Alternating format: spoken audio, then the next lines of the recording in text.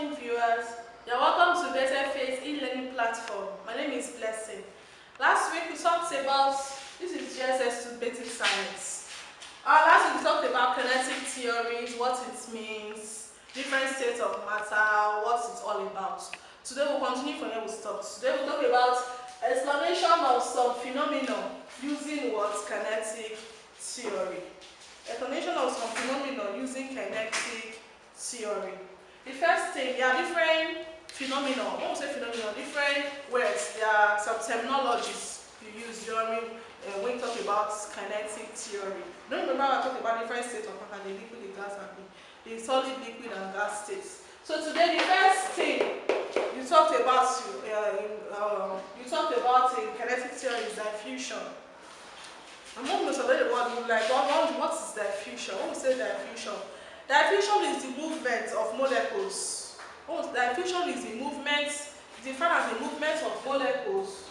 The movement of molecules from a region of higher concentration to a region of what? A lower concentration. It's a movement of molecule, or the process by which molecules move from a region of high concentration to a movement of to a region of what? A low concentration. The materials that diffuse could be liquid or they could be gases. They diffuse. They can take the shape of a container, or they diffuse out. They spread out. The medium in which diffusion occurs could be in one of the three physical states. It could also be in solid state, but in a very minimal range. It could be the solid, liquid, or the gas phase. One of the main characteristics of diffusion is it is the movement of molecules along what? A concentration gradient. One of the importance of diffusion is the movement of molecule along a concentration gradient. The rate of diffusion depends on the nature of the interaction between the medium and the material.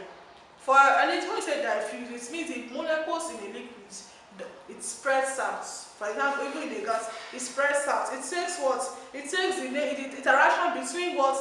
The medium in which it goes out and the material in which they find themselves. So that's diffusion.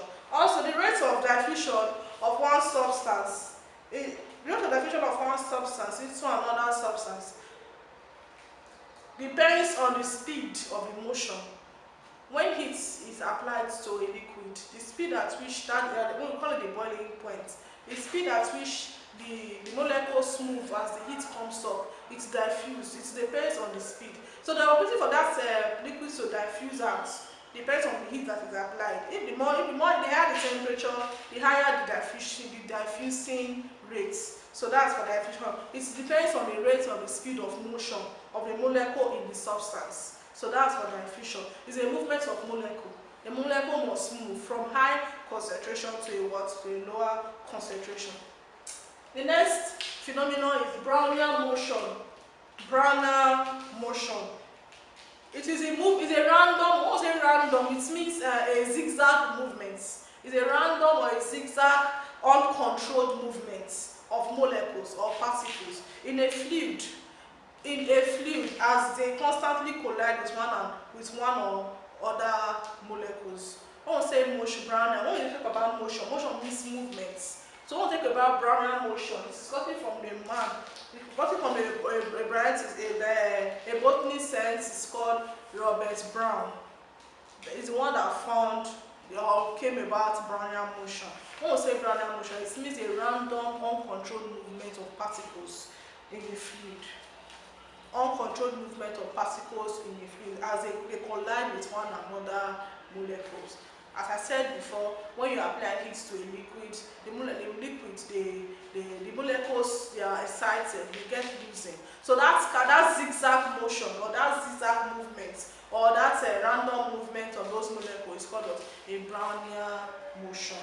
So also, for instance, the result of collision between molecules of water and microscopic particles can be observed under the microscope. So Brownian motion, you can't really see them as physical items or particles. For you to really know more about Brownian motion, you go and you use your microscope to check for some liquid. You see some liquid moving randomly, haphazardly, or they move on in a very zigzag manner in a particular container.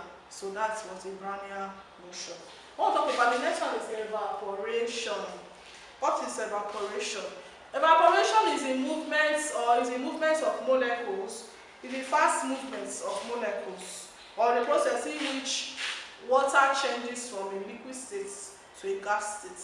That's just the best definition. One of the definitions, just say it's a process in which water molecules or water states changes to a gas state, or the change of liquid state to a gas state. Some fast molecules in a liquid are able to pull away from the attraction of neighboring molecules and escape out through the surface of the liquid. This is what we call evaporation. For instance, this is your boiling pot. You have water. This is water molecules inside. This is your pot, and there is heat. This is your heat. Heat is applied. As the higher the temperature of the heat, the more the evaporating rate. You know when you are cooking,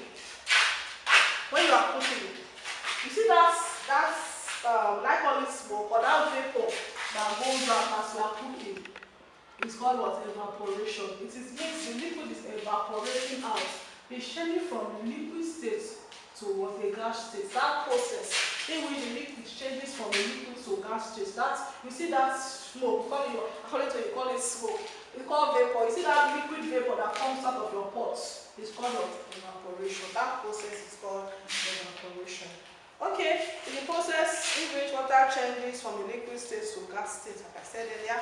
Also, the molecules move and they vibrate. You see, when heat is applied, the molecules they vibrate because of the heat.